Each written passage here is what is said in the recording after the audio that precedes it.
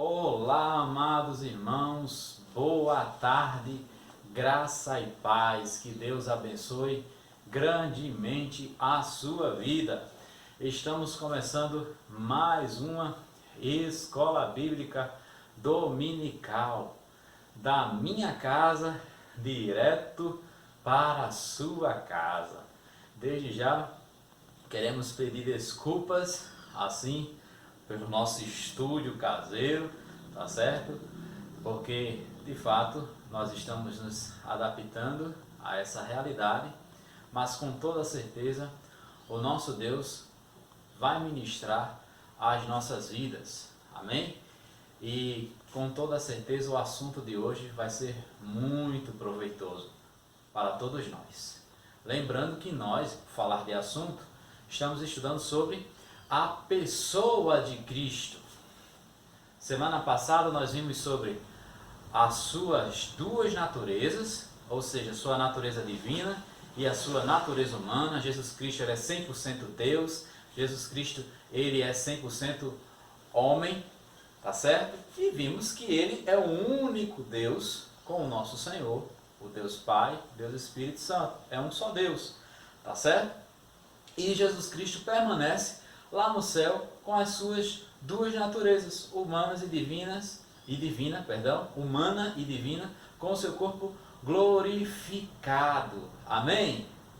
Então, Jesus Cristo não é mais um Deus, Jesus Cristo é um Deus com o Pai, com o Espírito Santo, conforme nós vimos na nossa aula da Trindade, e ele não abriu mão da sua divindade, tá certo? Muito pelo contrário, ele veio agregar a sua divindade, a sua natureza humana. Então ele é 100% homem e 100% Deus, e assim permanece com o corpo glorificado lá no céu. Hoje, em nossa classe Fundamentos da Fé, nós estudaremos os estágios e ofícios de Cristo, tá certo? Terminando assim o nosso assunto sobre a pessoa de Cristo. Mas eu já deixo aqui a recomendação para o amado irmão, para a amada irmã, para você se aprofundar nesse assunto que em termos técnicos se chama Cristologia. Você pode se aprofundar nesse assunto porque é um assunto muito vasto. A gente só está trazendo aqui um resumo, o resumo do resumo do resumo, tá bom? E hoje nós estudaremos os estágios da obra de Cristo, que se divide em dois momentos, na sua humilhação, tá certo? E na sua exaltação. A sua humilhação, tá certo? Está no fato de Cristo ter encarnado e ter morrido por nós. Já a sua exaltação está no fato de Cristo ter ressuscitado, ter vencido a morte, ter ascendido, subido para o céu, ou seja, voltado para o Pai, tá certo? Com a sua glória que ele já tinha antes com o Pai, antes que viesse aqui a nossa terra. E a última parte da sua exaltação é a sua segunda vinda, que ainda vai acontecer. Quando? Nós não sabemos. E estudaremos os ofícios de Cristo, ou seja, que Cristo desenvolve o papel, o ofício de profeta, sacerdote e rei. Ou seja, ele prega a palavra com autoridade, ele nos leva a Deus, como sacerdote, ele nos dá acesso a Deus e ele governa sobre toda a terra. Amém? Dito isso, nessa parte introdutória, quero te convidar a orar comigo nesse momento, pedindo para que Papai do Céu nos conduza, nos abençoe nessa aula. Amém? Nosso Deus, muito obrigado por teu amor e por tua misericórdia sobre as nossas vidas. Pedimos a Ti, Senhor, que o Senhor nos conduza, que o Senhor nos abençoe, que o Senhor abençoe a essa aula, que o Teu Espírito Santo, pela Tua graça e misericórdia, opere poderosamente na minha vida e na vida de todos os meus amados irmãos, para que assim possamos ser edificados por Ti. Em nome de Jesus Cristo, ministra as nossas vidas, pois nós precisamos do Senhor. Amém, Pai. Amém, irmãos. Começando a nossa aula de hoje sobre a pessoa de Cristo, nós vamos aqui falar sobre os estágios da obra de Cristo. Os estágios da obra de Cristo. E aqui está aparecendo aqui no PowerPoint, aqui, eu acho que dá para você ler aí de casa, tá? Lembrando que eu já disponibilizei todo esse material em nosso grupo de WhatsApp em PDF, tá certo? Todo esse material está aí, só você acessar o nosso grupo de WhatsApp, tá? Se você ainda não participa do nosso grupo de WhatsApp, vamos colocar o link, tá certo? Na descrição aqui, e aí com esse link você pode acessar o nosso grupo de WhatsApp e ter esse material, tá certo? E aí, começando com essa frase aqui do teólogo Millard Erickson, nós hoje nos baseamos nesse teólogo Millard Erickson e também no Wayne Grudem. Mas o Millard Erickson, ele fala assim: quando examinamos a obra de Jesus, descobrimos que ela foi realizada em dois estágios básicos, tradicionalmente mencionados como seu estado de humilhação e seu estado de exaltação. Em outras palavras, o Erickson ele está resumindo a obra de Jesus em dois estágios básicos, que é aquilo que nós falamos, que é humilhação e exaltação. Se alguém perguntar como é que a gente pode resumir a obra de Jesus, né? O que Jesus fez aqui na terra, basicamente está em sua humilhação e sua exaltação. Mas como é que se deu cada um desses estágios? Como é que se deu a humilhação e como é que se deu a sua exaltação? É isso que nós veremos agora. Por exemplo, a humilhação de Cristo se deu em duas etapas. Primeiramente com a sua encarnação. A humilhação de Cristo se deu primeiramente, né, na sua encarnação. Tem aqui essa frase que eu coloquei que diz assim: quando pensamos na humilhação de Cristo, temos a tendência de nos limitarmos à sua morte. Ou seja, quando a gente pensa que Jesus Cristo se humilhou, né, ao vir aqui à terra, nós pensamos ou nos resumimos ou nos atemos somente à sua morte. Mas precisamos lembrar que ao se fazer carne, ou seja, se tornar ser humano e habitar conosco, ele, ou seja, o Senhor Jesus, se sujeitou, né? Ele se sujeitou às limitações de um ser humano. Para Deus, isso é uma humilhação. Jesus Cristo, eu gosto muito daquela passagem, por exemplo, de João capítulo 4, quando Jesus Cristo está ali conversando com a mulher samaritana, e o texto lá diz: e Jesus, cansado da viagem, Jesus Cristo se sentia cansado, ele sentou-se junto ao poço e pediu à mulher água, ou seja, Jesus Cristo tinha sede. E aí na frente diz, os seus discípulos tinham ido até a cidade comprar comida, ou seja, Jesus Cristo sentia fome, ele estava com seus discípulos. Nessa passagem a gente tem ali um resumo, né, digamos assim, das limitações que o Senhor Jesus Cristo ele tinha como ser humano. Então isso foi uma humilhação, tá? Mas vamos ver mais alguns textos, digamos assim, né? Esse texto aqui de João 1,14 é bem conhecido, nós não vamos ler agora, mas nós vamos citá-lo. E o verbo é Jesus, se fez carne e habitou entre nós. Jesus Cristo, imagine Deus, ele já era Deus antes de vir aqui à terra, ele já tinha a sua natureza divina, mas agora ele agrega a sua divindade à natureza humana. Imagine Deus descer da sua glória, do seu esplendor, rodeado de anjos, conforme o relato de Isaías 6, Jesus Cristo estava lá por ele ser Deus, ele deixa a sua glória e agora se faz carne. Isso é uma constatação. O texto lá de Filipenses, né? Perdão, o texto de Gálatas, eu adiantei aqui, de Gálatas 4:4, vai relatar que ele era ser humano. Vou pedir que minha grande companheira leia para a gente. Vindo, porém, a plenitude dos tempos, Deus enviou seu Filho, nascido de mulher, nascido debaixo da lei.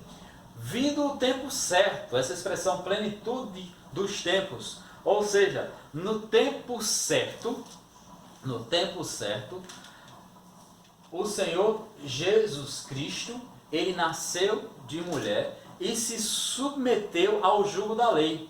Ou seja, ele que é Deus, que criou a lei, agora ele se submete à lei como qualquer outro ser humano. A sua humilhação não está somente em ele ter limitações físicas, mas em ele mesmo ter criado a lei, agora ter que cumprir rituais da lei. É interessante isso, muito interessante. O texto lá de Filipenses, eu acho muito interessante esse texto, que é o que nós vamos pregar daqui a pouquinho em nossa mensagem sobre a humilhação de Cristo. Lê aí, Dinha, por favor. Que, existindo em forma de Deus, não considerou o fato de ser igual a Deus algo que devesse se apegar, mas, pelo contrário, esvaziou a si mesmo, assumindo a forma de servo e fazendo-se semelhante aos homens. Ou seja, ele já existia como um Deus, mas ele deixou a sua glória no céu e passou a habitar conosco, né? Se humilhou, viveu como ser humano, né? Ele viveu como ser humano. Amém, meu amado irmão? Então, assim, isso aí demonstra que a encarnação, Jesus Cristo ter se tornado ser humano, isso também é parte da sua humilhação. Amém? Tranquilo? Bom, aí o outro ponto na sua humilhação é a sua morte. Aí todos nós já sabíamos que Jesus Cristo ele foi humilhado ao morrer. A morte foi o último passo na humilhação de Jesus. Ele, que era a vida, que criou todas as coisas e deu a vida a todos, agora se submeteu à morte. A morte não era uma possibilidade remota, mas uma realidade.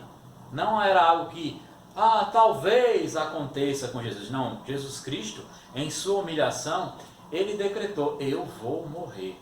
Eu vou me humilhar ao ponto de até morrer por esse povo, para salvá-lo. Certo? Mas aí, continuando, o Senhor Jesus não apenas morreu. Ele não apenas morreu.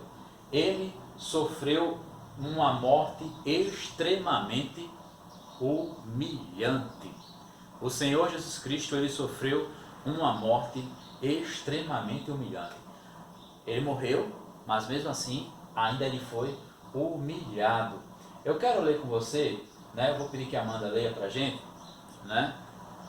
O texto de Lucas, capítulo 23. Eu mesmo vou ler, querido irmão. Eu mesmo vou ler o texto aqui de Lucas, capítulo 23, tá certo? Eu vou lendo aqui com vocês. Lucas, capítulo 23, verso do 33 ao 37. Lucas 23, do 33 ao 37. Esse texto aqui, ele vem destacar a forma humilhante que foi a morte do Senhor, tá? Depois a gente pula para o 46, mas agora Lucas 23, do 36 ao 37, diz assim: quando chegaram ao lugar chamado Caveira, o Gólgota, né? Ali o crucificaram, ele e também os criminosos, um à sua direita e outro à sua esquerda. Jesus, porém, dizia: Pai, perdoa-lhes, pois não sabem o que fazem. Então repartiram entre eles as roupas dele, tirando sortes sobre elas. E o povo estava ali olhando, e as autoridades o ridicularizavam, dizendo: salvou os outros, então salve a si mesmo, se é o Cristo, o escolhido de Deus. Os soldados também zombavam, e aproximando-se, ofereciam-lhe vinagre, e diziam: se tu és o rei dos judeus, salva a ti mesmo. Agora vamos pular lá para o verso 46. Então, exclamando em alta voz, Jesus disse: Pai, nas tuas mãos entrego o meu espírito. E dizendo isso, expirou, ou seja, dizendo isso, e dizendo isso, morreu. Jesus Cristo, antes de morrer, ele passou uma humilhação ali, no momento que antecedia a sua morte. Podemos destacar já aqui no verso 33, que ele foi condenado à morte com malfeitores. Jesus Cristo ele foi colocado entre malfeitores. Ninguém quer ser condenado injustamente, ninguém quer ser chamado de ladrão sem ser ladrão. Jesus Cristo ali, ele foi morto sendo considerado um malfeitor, um transgressor da lei. Quer ver outra coisa? Ele simplesmente não foi condenado junto com malfeitores, mas aquilo ali era um espetáculo de horrores. Toda a comunidade que quisesse assistir, assistiu, todas as pessoas dali assistiram aquele espetáculo de humilhação. As autoridades estavam ridicularizando ao Senhor, os sacerdotes, os senadores, aqueles líderes religiosos, estavam ridicularizando ao Senhor, dizendo, salvou a tantos, que salve a si mesmo. Os soldados, fugindo de toda a ética, certo? De toda a solidariedade, estavam rasgando ali as suas vestes, zombando dele, dizendo blasfêmias contra o Senhor. Tem um momento que até um dos ladrões zomba do Senhor. Até um dos ladrões. Ou seja, a morte do Senhor Jesus Cristo não foi simplesmente uma morte. Foi uma morte de cruz que era dada para aquelas pessoas que transgrediam a lei romana, tá certo? Considerados os grandes transgressores da lei romana. Mas ainda o Senhor Jesus Cristo foi muito humilhado naquele momento. E depois de tudo isso, como destaca aqui o verso 46, tá certo? O verso 46, ele morreu. Tá certo? Eu quero só ler rapidamente, vou pedir que a Amanda abra ali a outra Bíblia para adiantar e eu vou ler para vocês. Tá certo? O som dela talvez não estivesse saindo por umas questões técnicas, mas ela vai me ajudar abrindo aqui e a gente vai ficar trocando de Bíblia para adiantar. Filipenses 2,8, eu vou ler para os irmãos, tá certo? Eu vou ler para os irmãos Filipenses 2,8, quando o apóstolo Paulo simplesmente ele diz que isso foi uma humilhação, é só uma confirmação. Paulo, já um pouco depois, escrevendo para os irmãos da igreja de Filipos, né, ele diz que isso tudo foi uma humilhação. Olha o que diz aqui, Filipenses 2,8. Assim, na forma de homem, humilhou a si mesmo, sendo obediente até a morte, e ele completa, e morte de cruz. Ele foi obediente até a morte e morte de cruz. E assim, nós fechamos o primeiro estágio da obra de Cristo, que é o estágio da humilhação, que é dividido em dois momentos. A sua encarnação, quando ele veio e se submeteu a limitações humanas, e a sua morte humilhante na cruz. Agora, nós vamos para o outro estágio da sua obra aqui na terra, que é a sua exaltação. E a sua exaltação é dividida em três momentos. O primeiro, que é esse que nós vamos abordar agora, é o da ressurreição, certo? A ressurreição foi o primeiro passo em sua exaltação. Glórias a Deus. Ele ressuscitou e há provas incontestáveis desse acontecimento, onde de uma vez por todas o Senhor Jesus decretou a sua vitória sobre a morte. Há provas incontestáveis de que o Senhor Jesus Cristo de uma vez por todas decretou a sua vitória sobre a morte. A primeira, e nós vamos ver a referência lá em João capítulo 20 de 1 a 10, é um relato de testemunhas oculares que encontraram o túmulo vazio, tá certo? O túmulo do Senhor estava vazio. Eu já vou pegar aqui com a minha querida esposa o relato de João, capítulo 20, versos de 1 a 10. Acompanhe comigo, abra aí a sua Bíblia em casa, que diz assim, ó. No primeiro dia da semana, estando ainda escuro, Maria Madalena foi ao sepulcro de madrugada e viu que a pedra havia sido removida. Detalhe, tinha soldados vigiando lá, viu? Tinha soldados vigiando o sepulcro, vigiando a pedra, e tinha sido lacrado com o selo romano. Você pode acompanhar isso na narrativa de Lucas, de Mateus, de Marcos. Verso 2.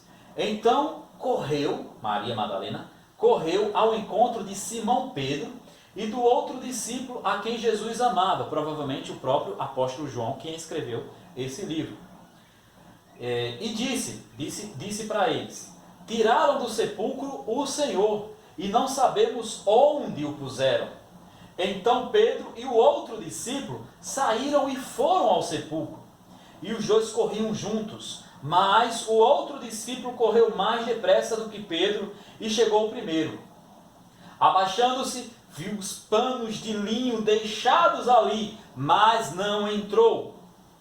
Chegando Simão Pedro, que o seguia, entrou no sepulcro e viu os panos de linho deixados ali. Glórias a Deus.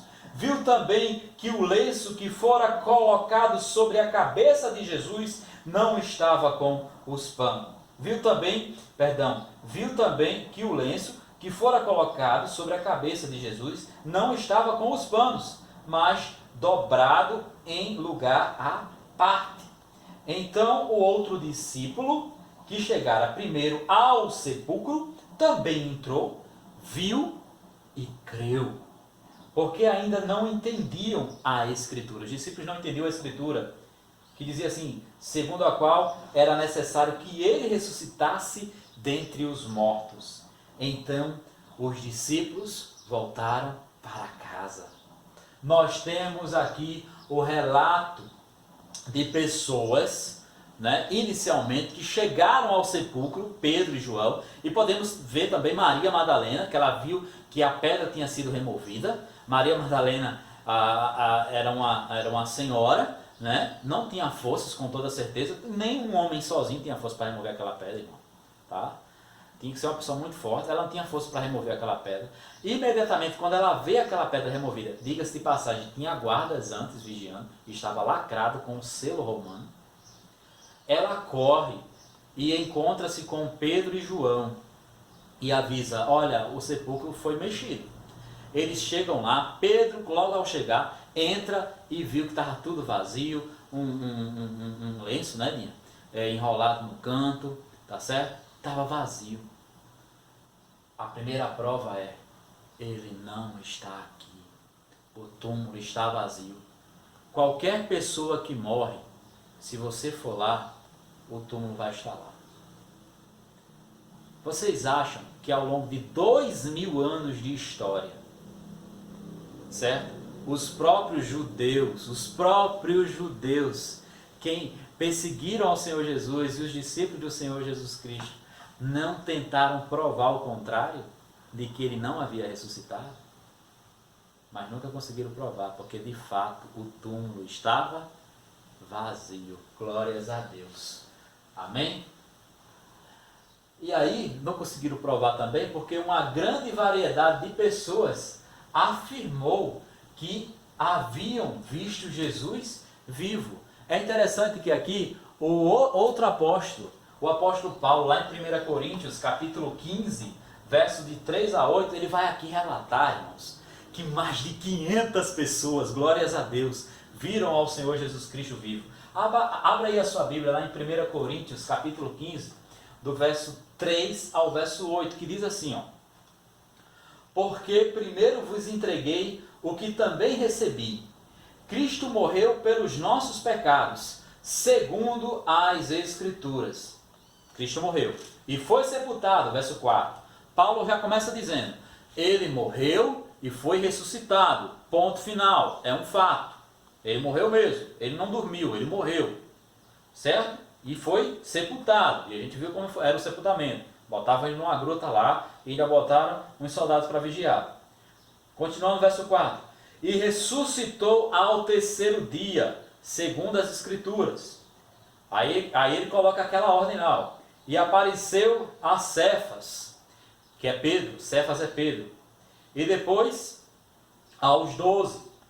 Verso 6. Depois, agora observe aqui, depois de ressuscitado, isso é grifo meu, Depois apareceu a mais de 500 irmãos de uma só vez. Depois que o Senhor Jesus ressuscitou, ele apareceu a mais de 500 irmãos de uma só vez. Glórias a Deus por isso. Você pega aquele nosso templo, praticamente multiplica por 5 vezes a quantidade de gente. Jesus Cristo apareceu para aquela quantidade de gente de uma só vez depois de ressuscitado. Isso é espetacular.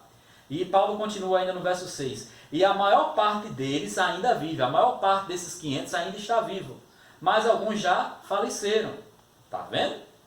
Depois, verso 7. Apareceu a Tiago, que foi o pastor da igreja de Jerusalém, que provavelmente esse Tiago aqui era o irmão humano, né, parte de mãe do Senhor Jesus, e a todos os apóstolos. Depois o Senhor Jesus apareceu para Tiago e a todos os apóstolos.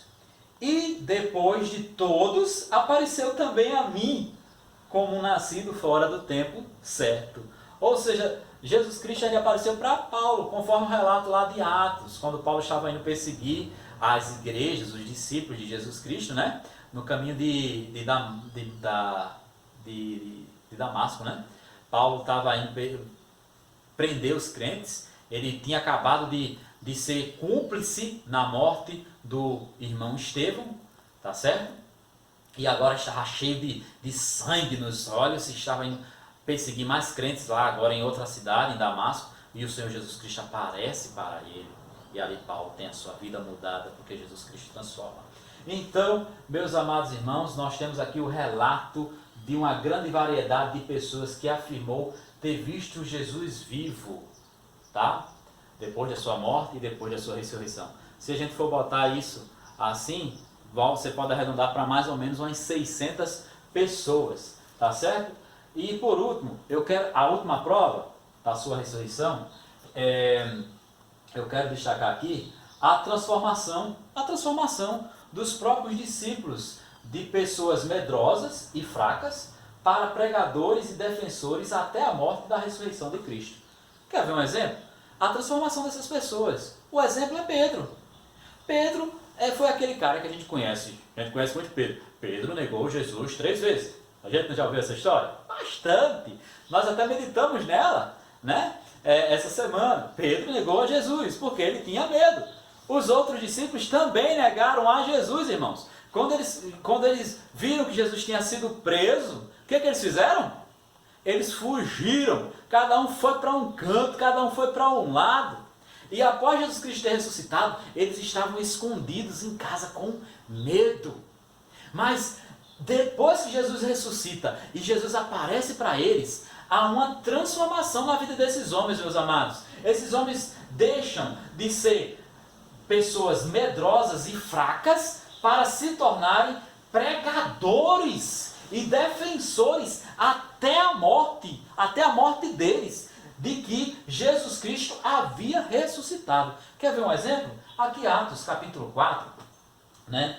O próprio Pedro, que negou Jesus, Atos capítulo 4, do verso 8 ao verso 13, tá bom? Diz assim, Atos 4, do verso 8 ao 13. Vou ler rapidinho, queridos. Então Pedro, cheio do Espírito Santo, lhes disse: autoridades do povo e vós, líderes religiosos, se hoje somos questionados acerca do benefício feito a um doente e pelo modo como foi curado, seja do conhecimento de todos vós e de todo o povo de Israel que, em nome de Jesus Cristo, o Nazareno, Pedro falando, Jesus Cristo Nazareno, aquele a quem crucificastes e a quem Deus ressuscitou dentre os mortos. Sim, por meio desse nome, este homem está aqui com boa saúde diante de vós. Este Jesus é a pedra rejeitada por vós, os construtores, a qual foi colocada como pedra angular, pedra de esquina. Verso 12.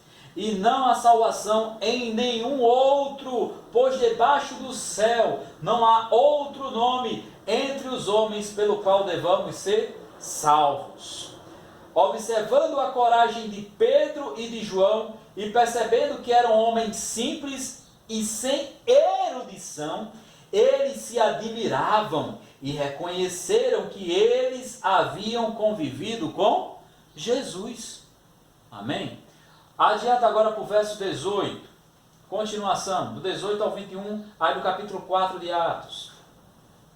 E, chamando-os, ordenaram-lhes expressamente que não falassem nem ensinassem em nome de Jesus.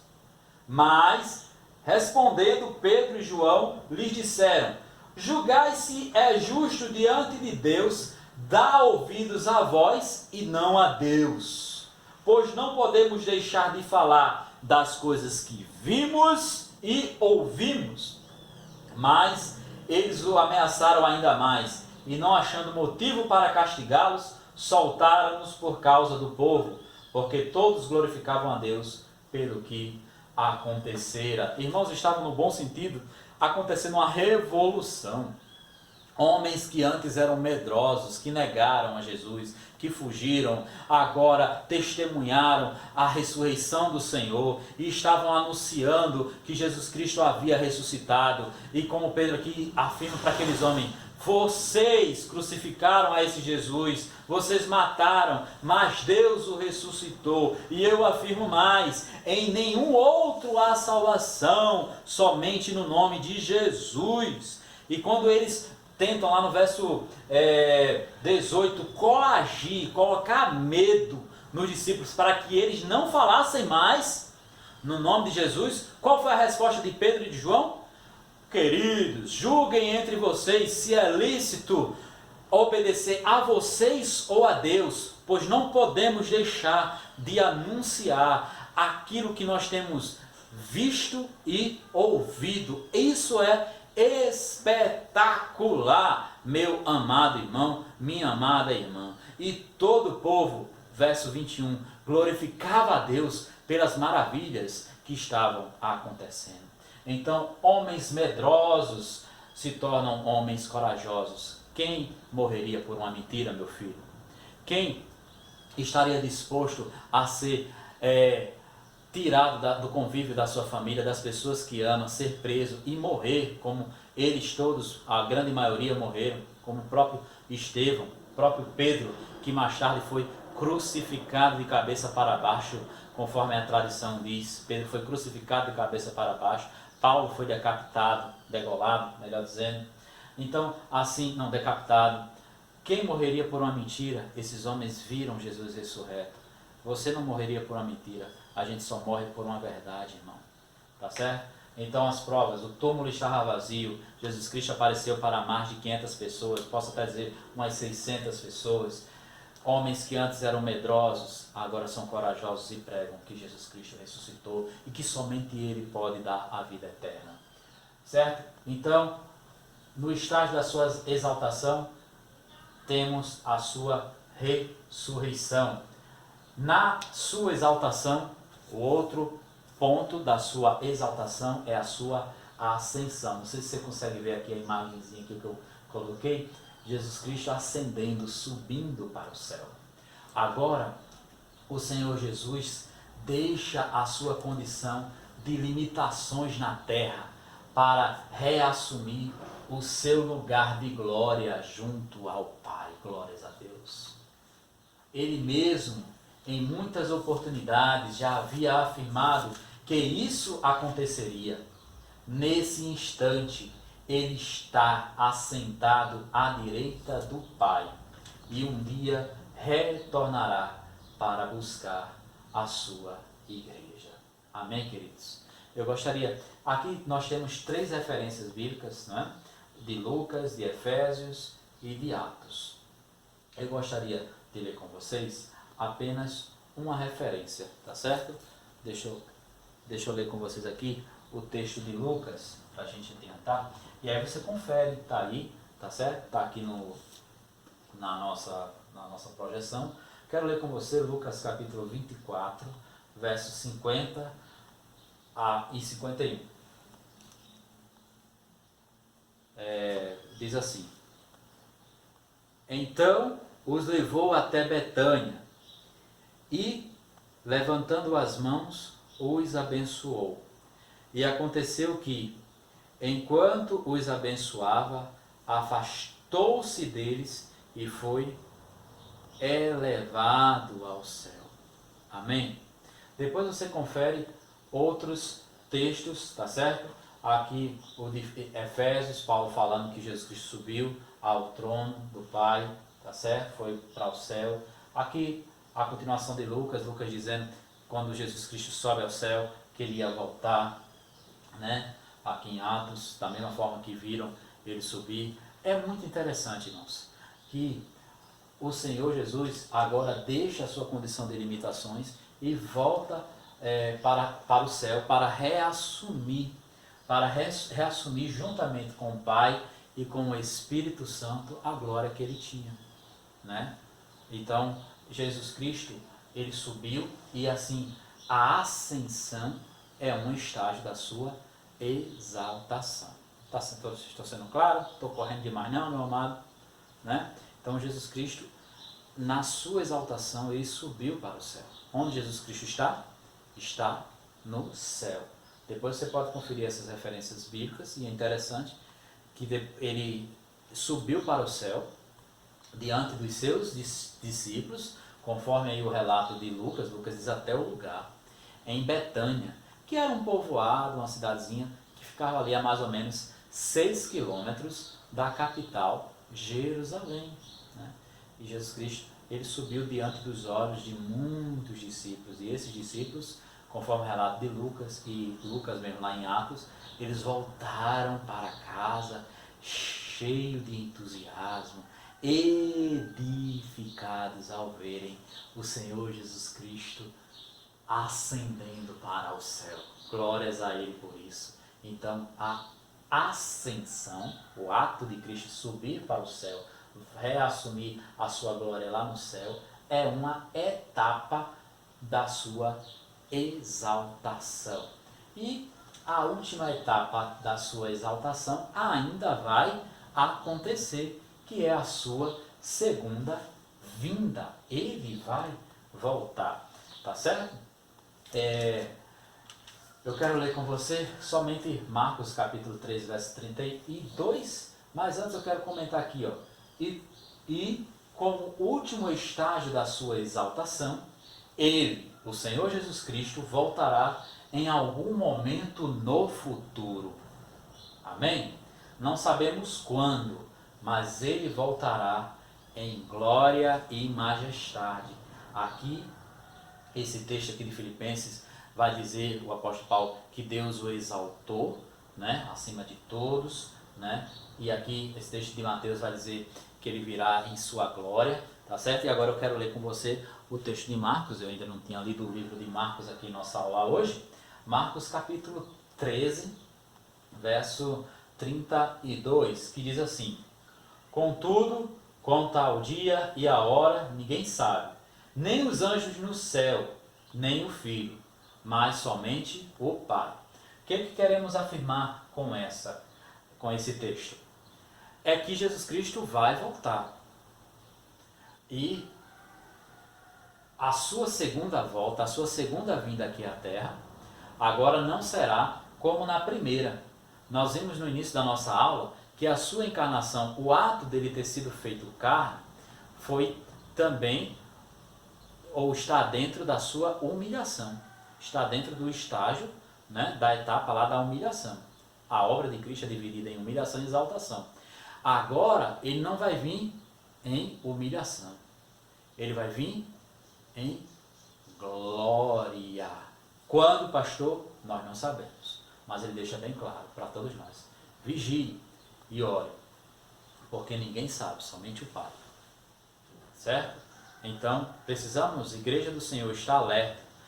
Tem muita coisa acontecendo no mundo. Estamos aí vivenciando agora uma crise na área da saúde, uma crise agora também na economia, e como nós somos brasileiros e nós achamos pouco, ainda estamos vivenciando uma crise política, tá certo? Mas entenda, Deus não abandonou a terra, Deus não perdeu o controle de nenhuma situação. Ele vai voltar, tá certo? Eu recomendo que você depois leia, né, sobre a volta de Jesus, Mateus capítulo 24, Mateus capítulo 25, acho que você pode já começar lá no capítulo 23 de Mateus, tá certo? Aí o finalzinho de Marcos capítulo 13 mesmo. Leia esses textos, Mateus 23, Mateus 24, Mateus 25, até o 26, que você vai ver Jesus Cristo, o Senhor, falando, né, parábolas, Jesus Cristo falando sobre a sua segunda vinda. Recomendo para você. A grande verdade é que a última etapa do estágio da exaltação é a sua segunda vinda. E assim nós concluímos, certo, o assunto sobre os estágios de Cristo, que são dois: humilhação e exaltação. A sua humilhação se dá quando ele se encarna, quando ele se faz carne, se torna um ser humano, se submete às condições de limitações de qualquer ser humano. Também a sua morte, e morte humilhante, está dentro do estágio da humilhação. O outro estágio é a exaltação, que é dividida em 3 etapas, começando lá com a sua ressurreição, depois a sua ascensão, voltou para o céu, e por último a sua segunda vinda, que ainda vai acontecer quando ele virá em glória. Agora, nessa parte final da nossa aula, eu quero conversar com você, meu amado irmão, minha amada irmã, sobre os ofícios de Cristo. Lembrando que nós estamos estudando sobre a pessoa de Cristo. Amém? Então, os ofícios, o que Cristo faz, né? Digamos assim, as suas atribuições, o que ele realiza. Então, os ofícios de Cristo, biblicamente falando, né, são 3. Ele é profeta, ele é sacerdote, ele é rei. E agora nós vamos ver um por um desses ofícios nessa parte final da nossa aula. O primeiro é profeta. Queremos destacar aqui que Jesus Cristo, em seu ofício ou em seus ofícios, ele é profeta, ele prega a palavra. Em todo o Antigo Testamento, nota-se profecias a respeito de Cristo, tá certo? Mas ele não era somente um mensageiro da revelação, certo? Da revelação divina. Ele não era somente um mensageiro da revelação divina. Contudo, ele era a própria fonte da revelação de Deus. Por isso que aqui em Deuteronômio, eu quero começar com o último texto aqui. Eu já estou abrindo aqui para a gente, rapidinho. Em Deuteronômio, o Senhor falando por meio de Moisés ao povo de Israel, Deus disse que viria um profeta semelhante a ele, né? Diz assim, Deuteronômio capítulo 18, verso 15, e depois a gente pula para o verso 18. O Senhor, teu Deus, levantará um profeta semelhante a mim, no meio de ti, dentre teus irmãos. A ele ouvirás. Isso aqui já é uma profecia de que um dos papéis, um dos ofícios de Cristo é ser profeta, uma profecia a respeito de Jesus. Verso 18, de Deuteronômio 18. Levantarei no meio de seus irmãos um profeta semelhante a ti, e lhe porei na boca as minhas palavras, e lhes falarás tudo o que eu lhe ordenar. Amém? E ele lhes falará tudo o que eu lhe ordenar. Então já existia, desde a antiguidade, lá atrás, o povo de Israel aguardava a vinda do profeta, desse profeta especial, que não era simplesmente mais um profeta, ele era o profeta. Nós tivemos dezenas de profetas, até centenas de profetas, milhares de profetas, né? Muitos deles não escreveram, não registraram, né? Em todo o Antigo Testamento. Mas a Bíblia faz uma profecia a respeito do profeta, tá certo? O maior dos profetas. Tanto é, a gente não vai ler agora, que no diálogo aqui de João capítulo 4, verso 19, do Senhor Jesus com a mulher samaritana, ela reconhece que Jesus Cristo ele era o profeta esperado. Por exemplo, aqui em outro texto, Lucas capítulo 7, verso 16, Lucas capítulo 7, verso 16. Então o medo dominou a todos e glorificavam a Deus dizendo: um grande profeta se levantou entre nós e Deus visitou o seu povo. O povo, né, afirmou que Jesus Cristo ele era um grande profeta. Aqui o contexto desse texto aí de Lucas 7,16 é quando Jesus Cristo ele ressuscita o filho de uma viúva de uma cidade chamada Naim, né? Jesus Cristo ele ressuscita o filho dessa mulher, estava morto, já tinha morrido. Jesus Cristo ressuscita e aí o povo reconhece que ele era um grande profeta. O povo tinha essa expectativa de vir esse grande profeta. E agora o povo reconhece, a mulher samaritana, o povo em si, que Jesus Cristo ele é esse profeta. O texto lá de Hebreus, né, vai falar que Jesus Cristo ele é profeta. Então, um dos ofícios de Jesus Cristo é ele ser profeta. Então, se alguém te perguntar um dia quais são os ofícios de Cristo, você vai dizer, ele é profeta, ele é sacerdote, ele é juiz. E por falar em sacerdote, né, vamos ver agora sacerdote. Jesus Cristo, ele é sacerdote. Por melhores que fossem, os homens nunca conseguiriam ser sacerdotes perfeitos. Jesus é o perfeito sumo sacerdote. Ele ofereceu um sacrifício sem culpa. Agora, continuamente, ele nos aproxima de Deus Pai. Amém, queridos? Glórias a Deus. Eu começo aí afirmando que, por melhor que os homens fossem, né, os sacerdotes da nação de Israel, eles nunca iriam ser pessoas sem defeitos. E Jesus Cristo, ele é esse sumo sacerdote, ele é esse sacerdote perfeito. Quer ver o que diz aqui o texto de Hebreus? Vou correr aqui, capítulo 5. Eu vou ler só esse texto agora, tá? Do 1 ao 10. É um texto um pouquinho maior. Vou ler aqui com vocês. Hebreus, capítulo 5, do verso 1 ao 10. Diz assim, ó. É um relato aqui do autor de Hebreus falando dos sacerdotes humanos, comparando eles com o sacerdote, o Senhor Jesus. Hebreus 5, do 1 ao 10.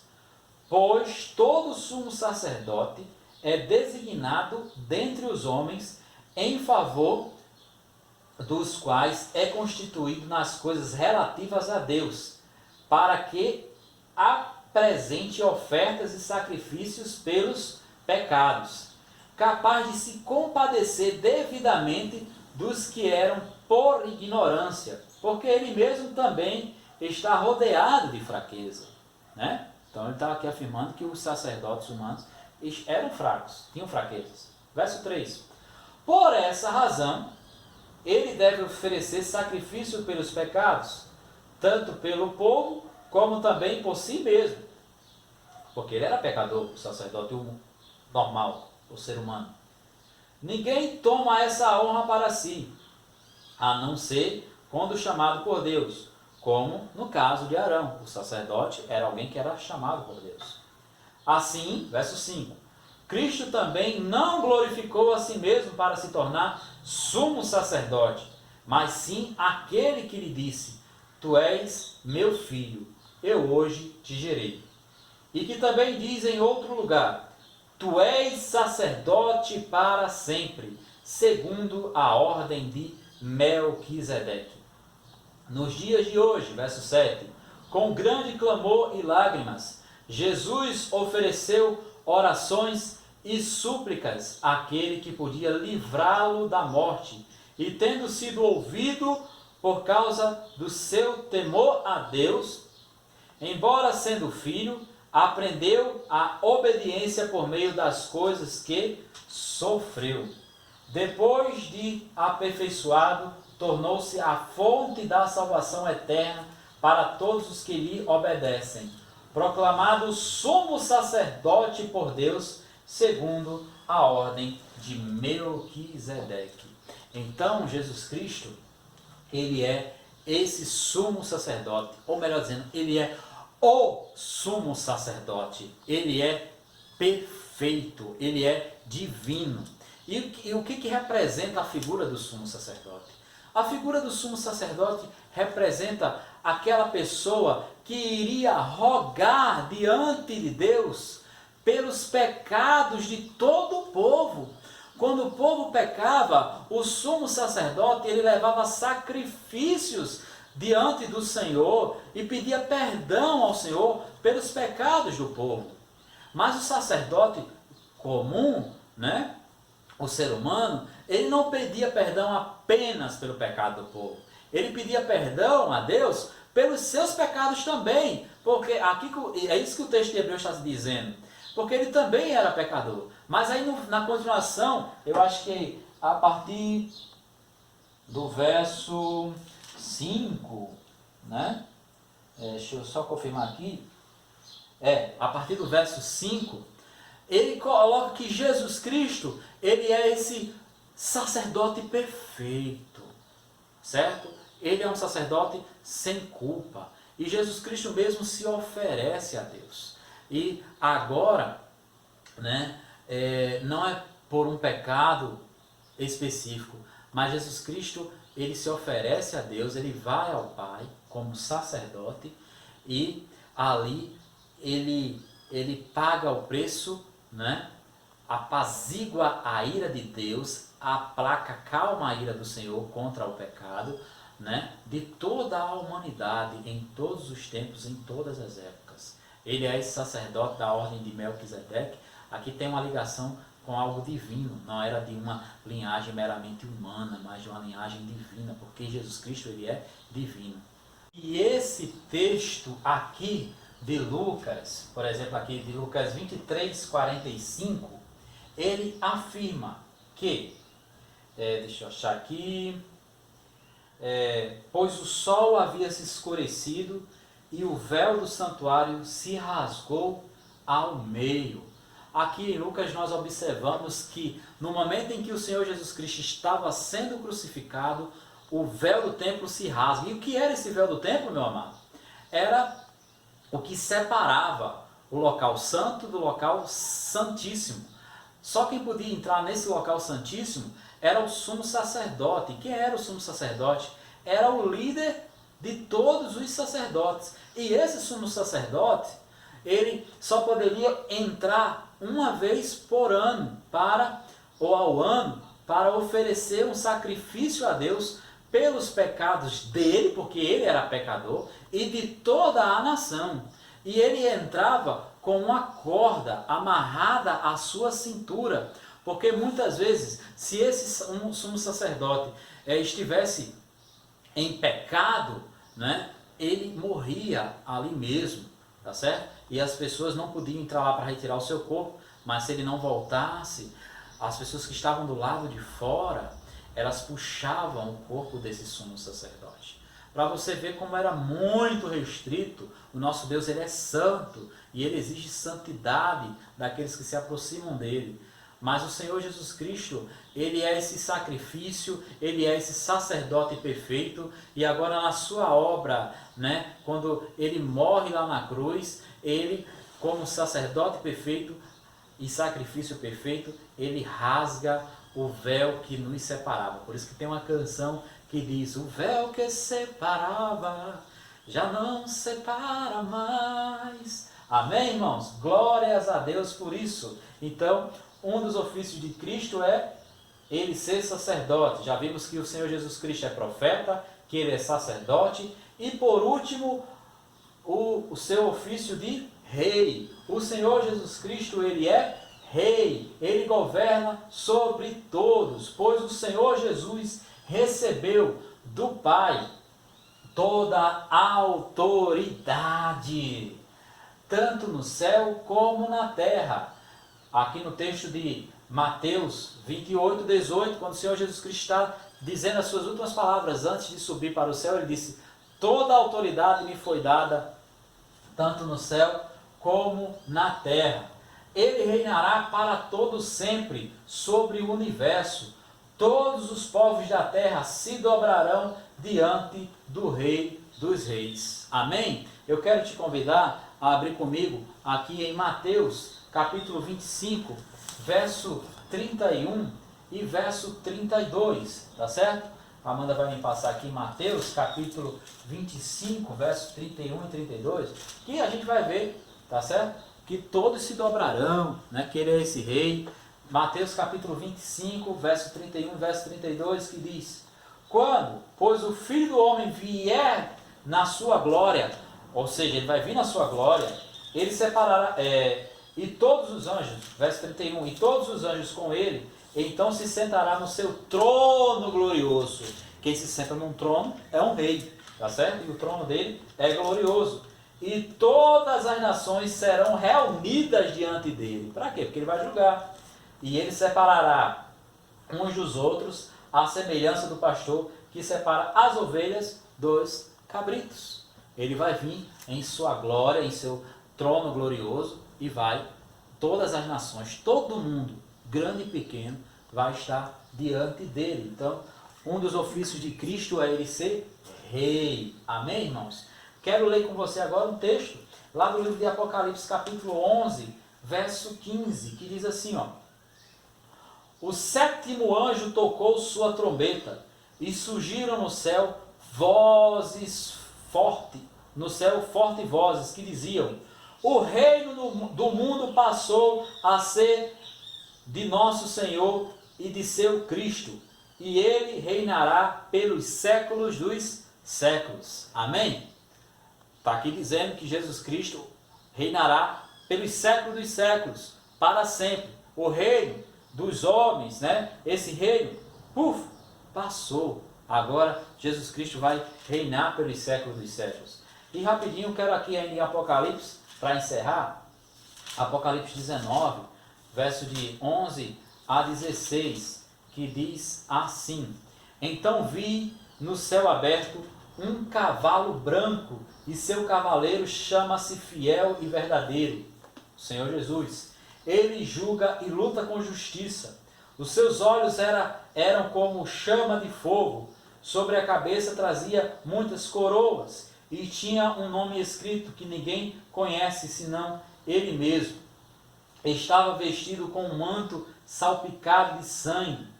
Né? Interessante, trazendo à memória o sacrifício do Senhor. E seu nome é o Verbo de Deus. Né? A gente vê isso principalmente lá no Evangelho de João. Os exércitos do céu o seguiam montados em cavalos brancos e vestidos de linho fino, branco e puro. Uma espada afiada saía-lhe da boca para ferir com ela as nações.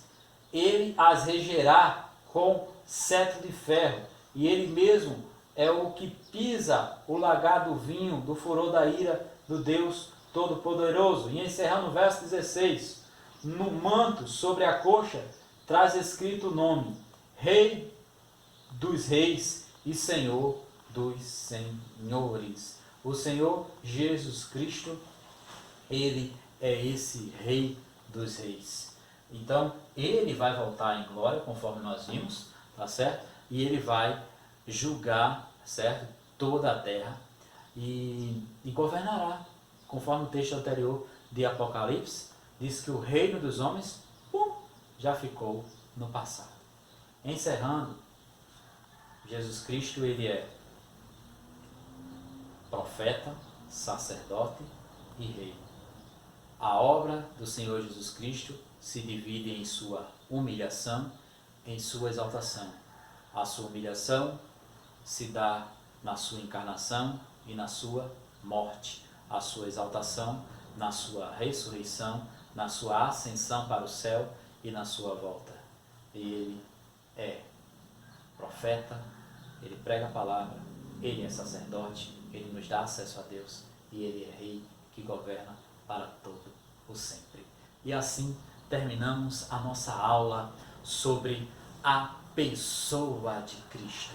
Eu quero te convidar a estudarmos juntos, a começarmos a estudar a partir da próxima semana sobre o Espírito Santo.